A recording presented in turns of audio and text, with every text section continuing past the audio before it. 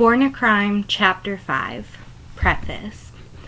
Before apartheid, any black South African who received a formal education was likely taught by European missionaries, foreign enthusiasts eager to Christianize and westernize the natives.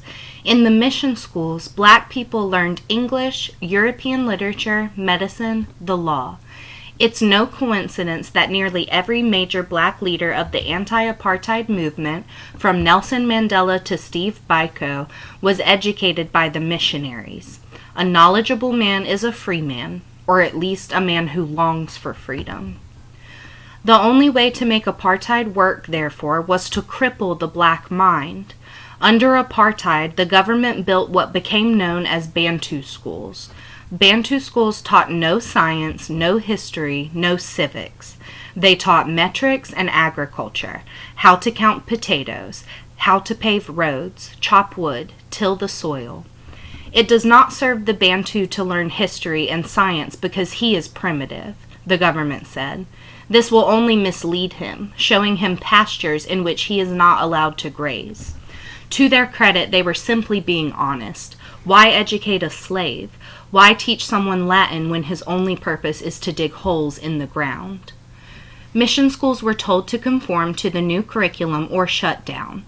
Most of them shut down, and black children were forced into crowded classrooms in dilapidated schools, often with teachers who were barely literate themselves.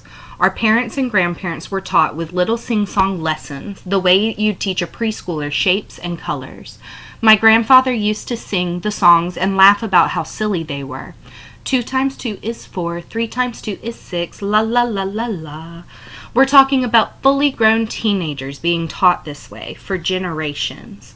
What happened with education in South Africa, with the mission schools and the Bantu schools, offers a neat comparison of the two groups of whites who oppressed us, the British and the Afrikaners. The difference between British racism and Afrikaner racism was that at least the British gave the natives something to aspire to. If they could learn to speak correct English and dress in proper clothes, if they could angelicize and civilize themselves, one day they might be welcome in society. The Afrikaners never gave us that option. British racism said, if the monkey can walk like a man and talk like a man, then perhaps he is a man. Afrikaner racism said, why give a book to a monkey? And then chapter 5 is called The Second Girl.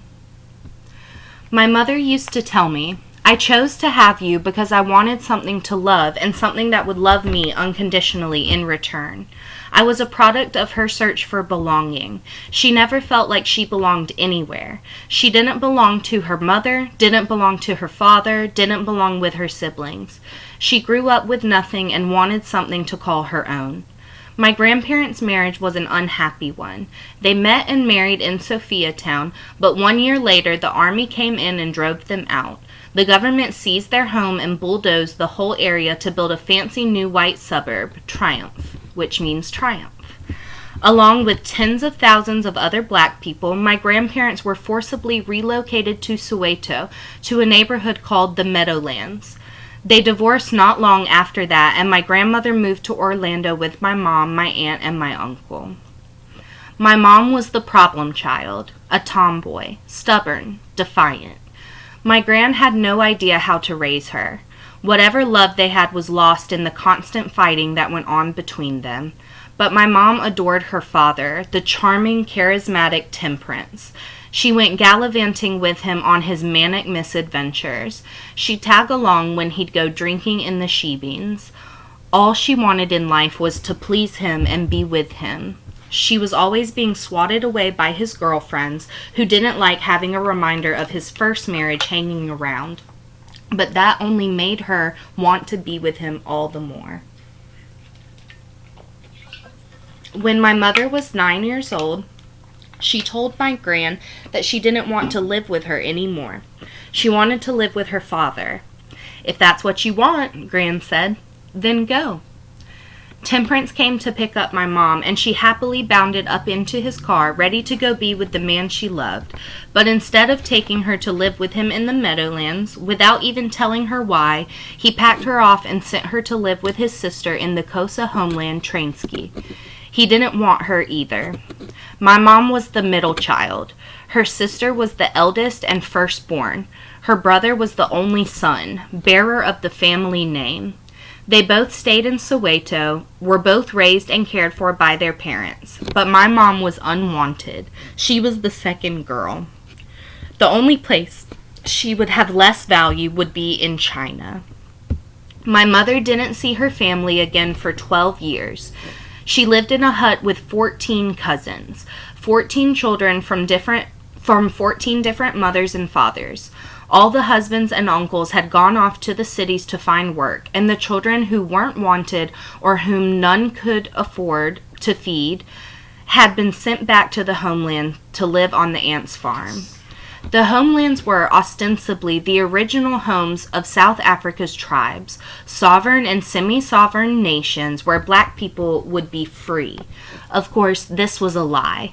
For starters, despite the fact that black people made up over 80% of South Africa's population, the territory allocated for the homelands was about 13% of the country's land. There was no running water, no electricity. People lived in huts. Where South Africa's white countryside was lush and irrigated and green, the black lands were overpopulated and overgrazed, the soil depleted and eroding. Other than the menial wages sent home from the cities, families scraped by with little beyond subsistence level farming. My mother's aunt hadn't taken her in out of charity. She was there to work. I was one of the cows, my mother would later say, one of the oxen. She and her cousins were up at 4:30, plowing fields and herding animals before the sun baked the soil as hard as cement and made it too hot to be anywhere but in the shade. For dinner, there might be one chicken to feed 14 children. My mom would have to fight with the bigger kids to get a handful of meat or a sip of the gravy or even a bone from which to suck out some marrow. And that's when there was food for dinner at all. When there wasn't, she'd steal food from the pigs. She'd steal food from the dogs. The farmers would put out scraps for the animals, and she'd jump for it. She was hungry. Let the animals fend for themselves. There were times when she literally ate dirt. She would go down to the river, take the clay from the riverbank, and mix it with the water to make a grayish kind of milk. She'd drink that to feel full. But my mother was blessed that her village was one of the places where a mission school had contrived to stay open in spite of the government's Bantu education policies. There she had a white pastor who taught her English. She didn't have food or shoes or even a pair of underwear, but she had English. She could read and write. When she was old enough, she stopped working on the farm and got a job at a factory in a nearby town. She worked on a sewing machine making school uniforms. Her pay at the end of each day was a plate of food. She used to say it was the best food she'd ever eaten because it was something she had earned on her own. She wasn't a burden to anyone and didn't owe anything to anyone. When my mom turned 21, her aunt fell ill, and that family could no longer keep her in Transkei. My mom wrote to my gran asking her to send the price of a train ticket, about 30 rand, to bring her home. Back in Soweto, my mom enrolled in the secretarial course that allowed her to grab hold of the bottom rung of the white-collar world. She worked and worked and worked, but living under my grandmother's roof, she wasn't allowed to keep her own wages. As a secretary, my mom was bringing home more money than anyone else, and my grandmother insisted it all go to the family. The family needed a radio, an oven, a refrigerator, and it was now my mom's job to provide it. So many black families spend all of their time trying to fix the problems of the past. That is the curse of being black and poor, and it is a curse that follows you from generation to generation. My mother calls it the black tax, because the generations who came before you have been pillaged. Rather than being free to use your skills and educations to move forward, you lose everything just trying to bring everyone behind you back up to zero. Working for the family in Soweto, my mom had no more freedom than she'd had in Transkei, so she ran away. She ran all the way down to the train station and jumped on a train and disappeared into the city, determined to sleep in public restrooms and rely on the kindness of prostitutes until she could make her own way in the world. My mother never sat me down and told me the whole story of her life in Transkei.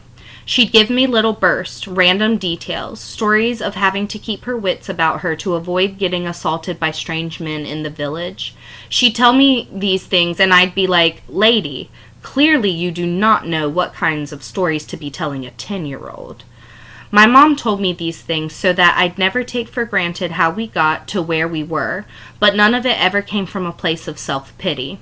Learn from your past and be better because of your past, she would say, but don't cry about your past. Life is full of pain. Let the pain sharpen you, but don't hold on to it. Don't be bitter." And she never was. The deprivations of her youth, the betrayal of her parents, she never complained about any of it. Just as she let the past go, she was determined not to repeat it. My childhood would bear no resemblance to hers. She started with my name. The names Kosa families gave their children always have a meaning, and that meaning has a way of becoming self-fulfilling. You have my cousin Malungzi, the fixer. That's who he is. Whenever I got into trouble, he was the one trying to help me fix it. He was always the good kid, doing chores, helping around the house. You have my uncle, the unplanned pregnancy, Valil, he who popped out of nowhere. And that's all he's done his whole life, disappear and reappear. He'll go off on a drinking binge and then pop back up out of nowhere a week later. Then you have my mother, Patricia Nombaiselo Noah, she who gives back. That's what she does. She gives and gives and gives. She did it even as a girl in Soweto. Playing in the street, she would find toddlers, 3- and 4-year-olds, running around unsupervised all day long. Their fathers were gone and their mothers were drunks. My mom, who was only 6 or 7 herself, used to round up the abandoned kids and form a troop and take them around to the she-beans. They'd collect and... Sorry, that's in there twice. They'd collect the empties from the men who were passed out and take the bottles to where you could turn them in for a deposit. Then my mom would take that money, buy food in the spaza shops, and feed the kids. She was a child taking care of children. When it was time to pick my name, she chose Trevor, a name with no meaning whatsoever in South Africa, no precedent in my family. It's not even a biblical name. It's just my name. My mother wanted her child beholden to no fate. She wanted me to be free to go anywhere, do anything, be anyone. She gave me the tools to do it as well. She taught me English as my first language. She read to me constantly. The first book I learned to read was the book, the Bible. Church was where we got most of our other books, too. My mom would bring home boxes that white people had donated, picture books, chapter books, any book she could get her hands on. Then she signed up for a subscription program where we got books in the mail. It was a series of how-to books, how to be a good friend, how to be honest. She bought a set of encyclopedias, too. It was 15 years old and way out of date, but I would sit and pore through those. My books were my prized possessions. I had a bookshelf where I put them, and I was so proud of it. I loved my books and kept them in pristine condition. I read them over and over, but I did not bend the pages or the spines. I treasured every single one. As I grew older, I started buying my own books. I loved fantasy, loved to get lost in worlds that didn't exist. I remember there was some book about white boys who solved mysteries or something. I had no time for that. Give me Roald Dahl, James and the Giant Peach, the BFG, Charlie and the Chocolate Factory, The Wonderful Story of Henry Sugar. That was my fix. I had to fight to convince my mom to get the Narnia books for me. She didn't like them. This lion, she said, he is a false god, a false idol. You remember what happened when Moses came down from the mountain after he got the tablets? Yes, Mom, I explained, but the lion is a Christ figure. Technically, he is Jesus. It's a story to explain Jesus. She wasn't comfortable with that. No false idols, my friend. Eventually, I wore her down. That was a big win. If my mother had one goal, it was to free my mind. My mother spoke to me like an adult, which was unusual. In South Africa, kids play with kids and adults talk to adults. The adults supervise you, but they don't get down on your level and talk to you. My mom did. All the time. I was like her best friend. She was always telling me stories, giving me lessons, Bible lessons especially. She was big into Psalms. I had to read Psalms every day. She would quiz me on it. What does this passage mean? What does it mean to you? How do you apply it in your life? That was every day of my life. My mom did what school didn't. She taught me how to think. The end of apartheid was a gradual thing. It wasn't like the Berlin Wall where one day it just came down. Apartheid's walls cracked and crumbled over many years. Concessions were made here and there. Some laws were repealed, others simply weren't enforced. There came a point in the months before Mandela's release when we could live less furtively. It was then that my mother decided we needed to move. She felt we had grown as much as we could, hiding in our tiny flat in town. The country was open now. Where would we go? Soweto came with its burdens. My mother still wanted to get out from the shadow of her family. My mother also couldn't walk with me through Soweto without people saying, "There goes that prostitute with a white man's child." In a black area, she would always be seen as that.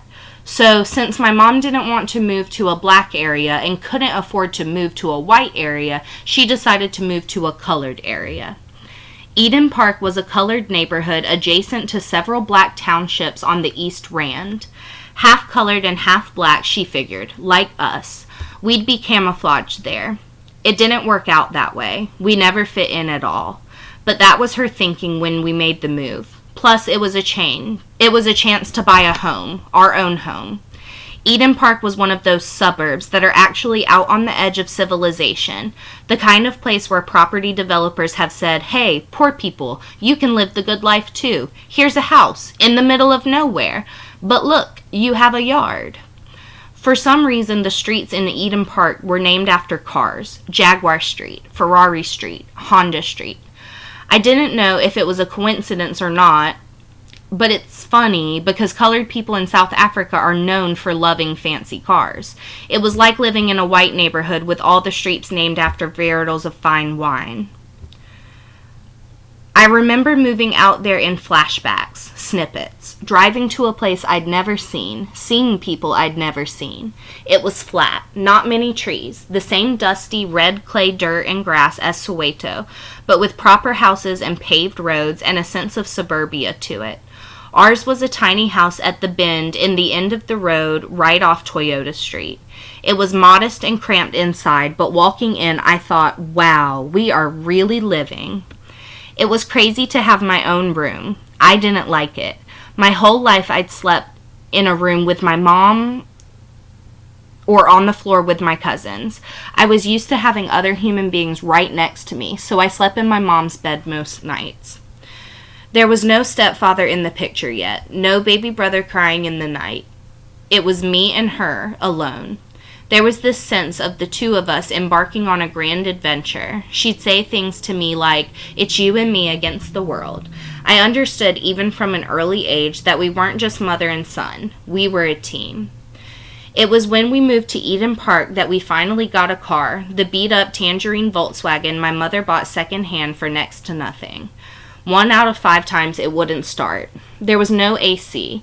Anytime I made the mistake of turning on the fan, the vent would fart bits of leaves and dust all over me. Whenever it broke down, we'd catch minibuses, or sometimes we'd hitchhike. She'd make me hide in the bushes because she knew men would stop for a woman, but not a woman with a child. She'd stand by the road, and the driver would pull over. She'd open the door and then whistle, and I'd come running up to the car. I would watch their faces drop as they realized they weren't picking up an attractive single woman, but an attractive single woman with a fat little kid. When the car did work, we had the windows down, sputtering along and baking in the heat. For my entire life, the dial on that car's radio stayed on one station. It was called Radio Pulpit, and as the name suggests, it was nothing but preaching and praise. I wasn't allowed to touch that dial. Anytime the radio wasn't getting reception, my mom would pop in a cassette of Jimmy Swaggart's sermons. When we finally found out about the scandal, oh man, that was rough. But as crappy as our car was, it was a car. It was freedom. We weren't black people stuck in the townships waiting for public transport. We were black people who were out in the world. We were black people who could wake up and say, where do we choose to go today? On the commute to work and school, there was a long stretch of road into town that was completely deserted. That's where Mom would let me drive. On the highway. I was 6. She'd put me on her lap and let me steer and work the indicators while she worked the pedals and the stick shift. After a few months of that, she taught me how to work the stick. She was still working the clutch, but I'd climb onto her lap and take the stick, and she'd call out the gears as we drove. There was this one part of the road that ran deep into a valley and back up the other side. We'd get up ahead of speed, and we'd stick it into neutral and let go of the brake and the clutch, and woohoo, we'd race down the hill, and then zoom, we'd shoot up the other side. We were flying. If we weren't at school or work or church, we were out exploring. My mom's attitude was, I chose you, kid. I brought you into this world, and I'm going to give you everything I never had. She poured herself into me. She would find places for us to go where we didn't have to spend money. We must have gone to every park in Johannesburg. My mom would sit under a tree and read the Bible, and I'd run and play and play and play. On Sunday afternoons after church, we'd go for drives out in the country. My mom would find places with beautiful views for us to sit and have a picnic. There was none of the fanfare of picnic baskets or plates or anything like that, only bologna and brown bread and margarine sandwiches, wrapped in butcher paper. To this day, bologna and brown bread and margarine will instantly take me back. You can come with all the Michelin stars in the world, just give me bologna and brown bread and margarine and I'm in heaven. Food, or the access to food, was always the measure of how good or bad things were going in our lives. My mom would always say, my job is to feed your body, feed your spirit, and feed your mind. That's exactly what she did, and the way she found money for food and books was to spend absolutely nothing on anything else. Her fragility was the stuff of legend. Our car was a tin can on wheels, and we lived in the middle of nowhere. We had threadbare furniture, busted old sofas with holes worn through the fabric. Our TV was a tiny black and white with a bunny aerial on top. We changed the channels using a pair of pliers because the buttons didn't work.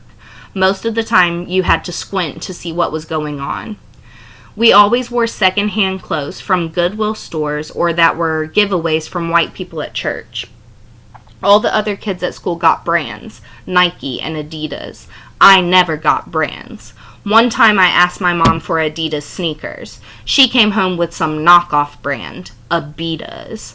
Mom, these are fake, I said. I don't see the difference. Look at the logo. There are 4 stripes instead of 3. Lucky you, she said. You got 1 extra.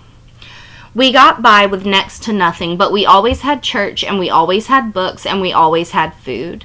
Mind you, it wasn't necessarily good food. Meat was a luxury. When things were going well, we'd have chicken. My mom was an expert at cracking open a chicken bone and getting out every last bit of marrow inside. We didn't eat chickens. We obliterated them. Our family was an archaeologist's nightmare. We left no bones behind. When we were done with a chicken, there was nothing left but the head. Sometimes the only meat we had was a packaged meat you could buy at the butcher called sawdust. It was literally the dust of the meat, the bits that fell off the cuts being packaged for the shop, the bits of fat and whatever's left. They'd sweep it up and put it into bags. It was meant for dogs, but my mom bought it for us. There were many months where that was all we ate. The butcher sold bones too. We called them soup bones, but they were actually labeled dog bones in the store. People would cook them for their dogs as a treat. Whenever times were really tough, we'd fall back on dog bones. My mom would boil them for soup. We'd suck the marrow out of them. Sucking marrow out of bones is a skill poor people learn early. I'll never forget the first time I went to a fancy restaurant as a grown man and someone told me, "You have to try the bone marrow. It's such a delicacy. It's divine." They ordered it, the waiter brought it out, and I was like, "It's dog bones." I was not impressed. As modestly as we lived at home, I never felt poor because our lives were so rich with experience. We were always out doing something, going somewhere. My mom used to take me on drives through fancy white neighborhoods. We'd go look at people's houses, look at their mansions. We'd look at their walls, mostly because that's all we could see from the road. We'd look at a wall that ran from one end of the block to the other and go, wow, that's only one house. All of that is for one family. Sometimes we'd pull over and go up to the wall, and she'd put me on her shoulders like I was a little periscope. I would look into the yards and describe everything I was seeing. It's a big white house. They have 2 dogs. There's a lemon tree. They have a swimming pool and a tennis court. My mother took me places black people never went. She refused to be bound by ridiculous ideas of what black people couldn't, or shouldn't do. She'd take me to the ice rink to go skating. Johannesburg used to have this epic drive-in movie theater, Top Star Drive-In, on top of a massive mine dump outside the city. She'd take me to movies there. We'd get snacks, hang the speaker on our car window. Top Star had a 360-degree view of the city, the suburbs, Soweto.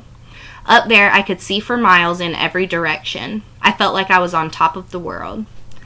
My mom raised me as if there were no limitations on where I could go or what I could do. When I look back, I realize she raised me like a white kid. Not white culturally, but in the sense of believing that the world was my oyster, that I should speak up for myself, that my ideas and thoughts and decisions mattered.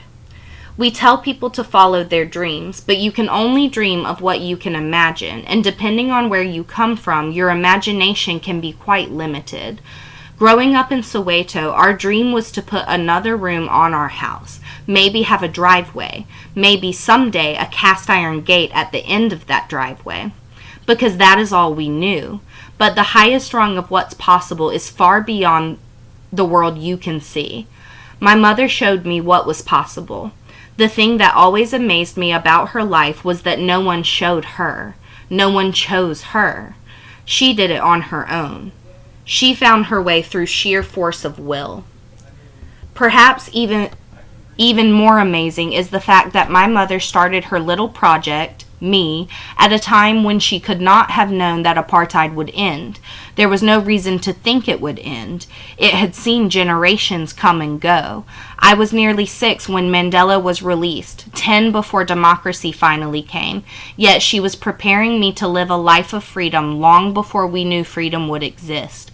A hard life in the township or a trip to the colored orphanage were the far more likely options on the table, but we never lived that way. We only moved forward, and we always moved fast, and by the time the law and everyone else came around, we were already miles down the road, flying across the freeway in a bright orange piece of crap Volkswagen with the windows down and Jimmy Swaggart praising Jesus at the top of his lungs. People thought my mom was crazy.